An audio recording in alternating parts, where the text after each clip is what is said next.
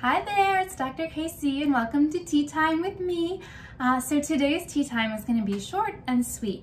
I'm having a type of green tea that I wanted to share with you after talking about green tea the last tea time. And then I also made a tea time treat that I want to share with you too. So let's get started talking about tea.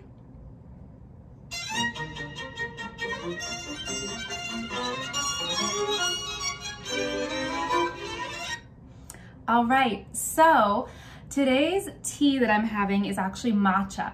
If you're not familiar with matcha, it is green tea, but it's more concentrated green tea. So the way it differs from regular green tea, and you know, there's so many types of green tea, but essentially with green tea, you're steeping the green tea leaves and then drinking that.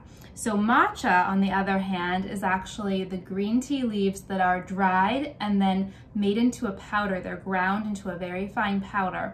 That powder is then whisked with hot water traditionally, and then you can add milk if you want to make it like a latte.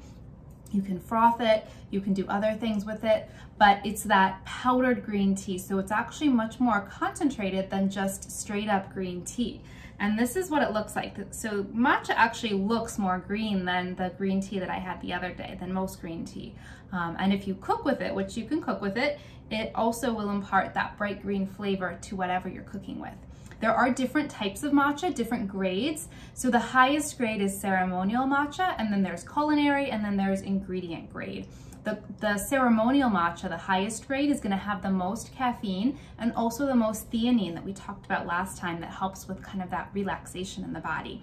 And again, more caffeine in matcha. I still find, even though I'm caffeine sensitive, that I am totally fine with matcha. I just don't want to drink it too late in the day or after dinner. So this is probably, like late afternoon is probably the last I'll have of matcha during the day, so that it doesn't affect my sleep. But really nice. I really love matcha. So because it is more concentrated, it also has more concentrated antioxidants. Remember we talked about EGCG the last time? That was that mouthful, epigallocatechin gallate. So there's a lot more of that in matcha just because it's more concentrated. And because it's more concentrated, everything that's in green tea, you kind of get more of for the most part when you're drinking matcha. All right, so that is the matcha. I told you short and sweet with the tea today. And then I felt like baking today. And today is actually the anniversary of my mom's passing. And it has been many years now, but it's a day that I like to take a little bit of time for myself. I do tend to get distracted today, so I know that I need to step back from work on this day. So I did a little bit of baking. And so I made some scones, which just go so well with tea. So I thought I would show you. These are not your traditional scones. These scones are actually, they're very, very allergen free, except for nuts. So they are vegan, they're gluten free, they are paleo. What's in them is almond flour. Today I added a little coconut flour, but almond flour, and then I have some pecans and some dark chocolate chunks mixed in, and then the rest of it is just a little bit of baking soda, eggs, but I use flax eggs actually, so vegan, right? And flax eggs are really simple. If you haven't done them before, you mix water and ground flaxseed and let it sit basically. And it sits, it thickens, and you use it like an egg. It's a great egg replacement, and you get some really nice healthy fats from the flax too.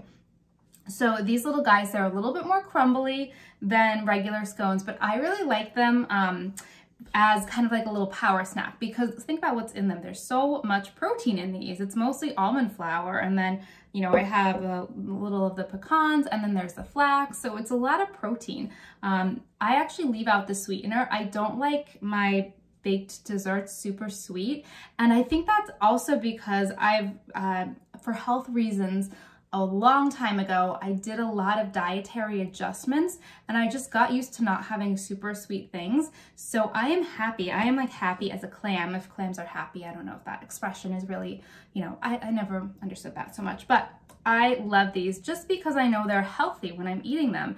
Nothing in here is bad for me. Yeah, so I love them. Perfect snack with tea time with my matcha latte. If you make anything like this, it's probably going to be a little more crumbly than your usual dessert, just because there's not as much in it to hold it together. But the flax egg in these really does help. And yeah, that's it. So short and sweet tea time today. My matcha and my vegan gluten-free scones. It's a treat for me. If you have dietary restrictions, I'm sure you understand, you know, it's nice to have those treats, even if they sound different than the stuff that people without dietary restrictions eat. To me, this is golden. This is delicious, and I'm very grateful. And yeah, so thank you for letting me share with you. Cheers to you, and maybe go make yourself a cup of matcha or green tea itself, or any type of tea. And I hope you have a great day.